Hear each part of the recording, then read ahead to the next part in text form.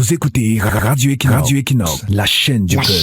La chaîne du peuple. Bonjour. Il serait à nouveau suicidaire pour l'opposition d'aller à la prochaine élection présidentielle sans une refonte préalable du code électoral.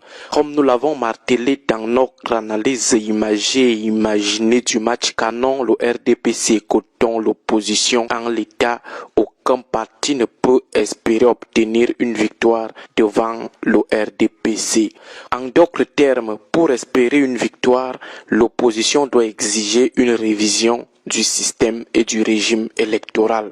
Ce matin, parlons du cas du code électoral pour ce qui est de l'élection présidentielle. Il faut retoucher ce code électoral qui avantage le parti au pouvoir. Si ce code ne l'avantageait pas, il ne refuserait pas aujourd'hui l'idée de code électoral consensuel, c'est-à-dire un code électoral accepté par tous les partis et qui sera applicable à tous. Pourquoi le RDPC a-t-il peur d'un code électoral consensuel?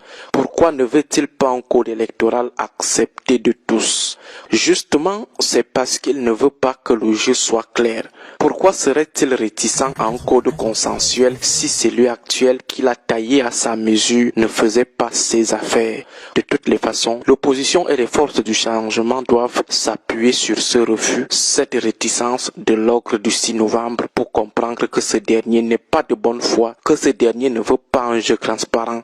Dans cette réforme qui doit être exigée, il est important de ramener la majorité électorale à 18 ans. Il est inconcevable que dans un pays où les jeunes de 19 ans sont engagés dans les rangs de l'armée et meurent parfois au front pour défendre le pays, la patrie, on continue de maintenir la majorité électorale à 20 ans. Donc, on peut mourir au front à 19 ans, mais on ne peut pas voter à 19 ans.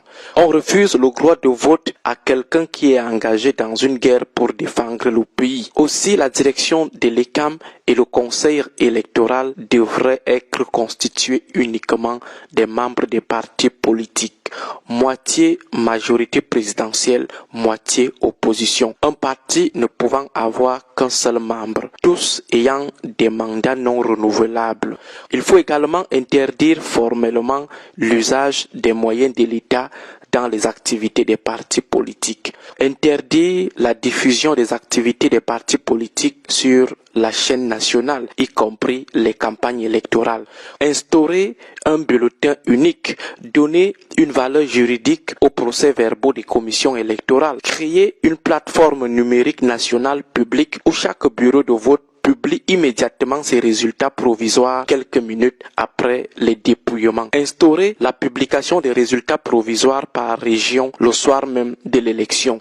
Interdire l'installation des bureaux de vote dans des casernes militaires. Se servir des enrôlements d'établissement des cartes nationales d'identité pour établir et remettre automatiquement les cartes d'électeurs aux Camerounais en âge de voter. C'est-à-dire, celui qui a déjà une carte nationale d'identité n'a plus besoin d'aller encore s'inscrire sur une liste électorale. Il attend ou on lui remet seulement sa carte d'électeur. Rendre le vote obligatoire pour les Camerounais en âge de voter. Interdire aux partis politiques et hommes politiques de faire des dons. On doit arrêter de traiter les populations comme des réfugiés, des déplacés internes. Interdire des agapes lors des meetings. Pas de distribution de dons. Définir définitivement les jours des élections dans le code électoral. Dire par exemple le dernier mardi, le premier dimanche de tel mois, l'année de l'élection. Choisir par tirage au sort les juges du Conseil constitutionnel. Des juges choisis parmi les juges éligibles pour un mandat non renouvelable. Juges choisis juste 2 ans avant la présidentielle. Proscrire la participation des chefs traditionnels et des leaders religieux aux activités politiques, aux campagnes électorales. Ramener le mandat présidentiel à 4 ans renouvelables une seule fois. Limiter l'âge des candidats à la présidentielle à 75 ans. Demander à l'État d'assurer les déplacements et l'entretien de tous les représentants des partis politiques devant assister au vote dans les bureaux de vote. Installer les caméras de surveillance dans tous les bureaux de vote. Nous rappelons au passage qu'il y a des mini-caméras de surveillance qui coûtent seulement 15 000 francs. En gros, ça peut faire moins. Interdire les passages des cadres des partis politiques dans les centres de vote.